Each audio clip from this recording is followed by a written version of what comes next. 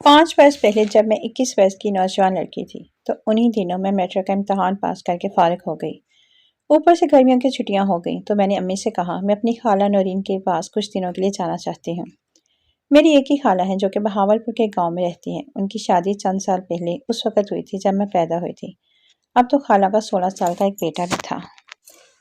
خیر کچھ دیر کی ضد کے بعد امی نے مجھے خالہ کے ہاں جانے کی اجازت دے دی اور بھائی مجھے خالہ کے ہاں چھوڑنے گیا جو کہ اسی دن ہی مجھے وہاں چھوڑ کر واپس لوٹ آیا۔ میری خالہ مجھے اپنے گھر دیکھ کر بہت خوش ہوئی۔ اس نے صاف کہہ دیا کہ اتنے عرصے بعد آئی ہو تو اب 1 مہینے سے پہلے واپس جانے نہیں دوں گی، بس آرام سے یہاں رہو۔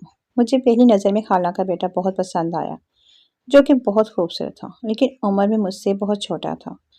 لیکن خالو میرا بہت عجیب قسم کا تھا، اس کو دیکھ کر خوف آتا تھا۔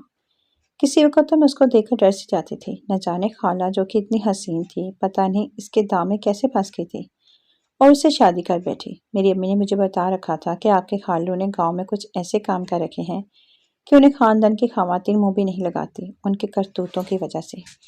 چونکہ گرمیاں تھیں اس لیے خالہ اور خالو رات کو چھت پر سوتے تھے اور میں اور سلمان نیچے صحن میں پنکھا چلا کر ایک ہی چارپائی پہ سو جایا کرتے تھے۔ سلمان میرے ساتھ کافی مانوس ہو گیا تھا۔ ایک رات میری آنکھ کھل گئی تو نیند نہیں آ رہی تھی تو میں نے چھت پر جانے کا سوچا، لیکن اندر سے ڈر بھی لگ رہا تھا کہ کیا معلوم اوپر خالو جاگ رہا ہو اور کیا سوچے گا کہ یہ آدھی رات کو یہاں کیا لینے آئی ہے۔ میں آپ کو پہلے ہی بتا چکی ہوں کہ مجھے خالو کی شخصیت عجیب اور اسرار سی لگی تھی۔ وہ سارا دن مجھے عجیب سی نظروں سے دیکھتا رہتا تھا لیکن جب میں ان کو دیکھتی تو مسکرانے لگتا تھا۔ خالہ ان کے سامنے کم ہی بات کرتی تھی اور مجھے یوں معلوم ہوتا تھا کہ جیسے خالہ ان سے ڈرتی ہوں، لیکن ایک بات یہ بھی تھی کہ خالو نے گھر میں خالہ کو ساری آسائشیں مہیا کر رکھی تھی جس کی کسی بھی عورت کو خواہش ہو۔ خیر اب میں نے دبے پاؤں چھت پر جانے کا سوچا، چنانچہ میں دبے پاؤں چھت پر چڑھنا شروع ہو گئی۔ ایک ایک سیڑھی پر بنا آواز پیدا کیے قدم رکھتے ہوئی میں چھت کے بالکل پاس پہنچ گئی۔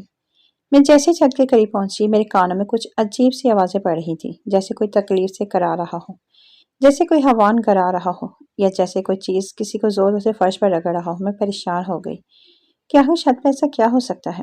خیر میں نے ڈرتے ڈرتے سر اوپر نکال کر دیکھا تو چاند کی روشنی میں ایک عجیب منظر دیکھا۔ خالو چارپائی پر لیٹا تھا اور اس کے خالہ اس کے سر میں سرسوں کے تیل سے مالش کر رہی تھی۔ خالو کبھی منہ سے عجیب سی آواز نکالتا اور پھر خاموش ہو جاتا۔ یہ سب دیکھ کر بہت حیران ہوئی۔ اتنے میں اچانک خالہ نے گردن گھما کر میری طرف دیکھ لیا اور مسکرا کر کہا کہ آ جاؤ بیٹا یہاں آ جاؤ۔ میں خالہ کو اپنی طرف پا کر ڈر گئی اور جلدی سے نیچے اتر کر چارپائی پر جا کر لیٹ گئی۔ میں سوچ میں تھی کہ یہ کیا ماجرا ہے، انہی سوچوں میں گم تھی کہ میں سو گئی اور جب صبح آنکھ کھلی تو خالہ کچن میں کام کر رہی تھی اور خالو گھر پر نہیں تھے۔ میں منہ ہاتھ دھو کر ان کے پاس چلی آئی، وہ میرے لیے ناشتہ تیار کرنے لگی تو اچانک میرے ذہن میں رات والا منظر آ گیا۔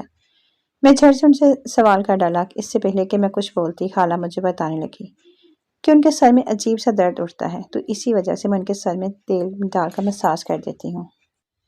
یہ سن کر مجھے انسان کے کرتوتوں اور پھر بے بسی پر رونا آ گیا کہ جب انسان کسی کو تکلیف دیتا ہے تو سمجھتا ہے کہ اس نے اوپر والے کی پکڑ میں کبھی آنا ہی نہیں ہے، اور جب کوئی پکڑ میں آتا ہے تو کہتا ہے مجھ پہ آزمائش آئی ہوئی ہے۔ یہ نہیں سوچتا کہ آزمائش بھی اپنے ہی کرتوتوں کی وجہ سے ہے۔ یہ سن کر مجھے ترس آیا خالو پر اور ان سے ہمدردی بھی ہو گئی، لیکن میں ان سے محتاط بھی زیادہ ہو گئی تھی کہ کیا معلوم وہ مجھے بھی اپنی ہوس کا نشانہ نہ بنا دے۔ پھر کچھ دن بڑی مشکل سے ڈر کر گزار کر واپس اپنے گھر آ گئی اور سکھ کا سانس لیا کہ شکر ہے میں تو ہوس کا نشانہ نہیں بنی۔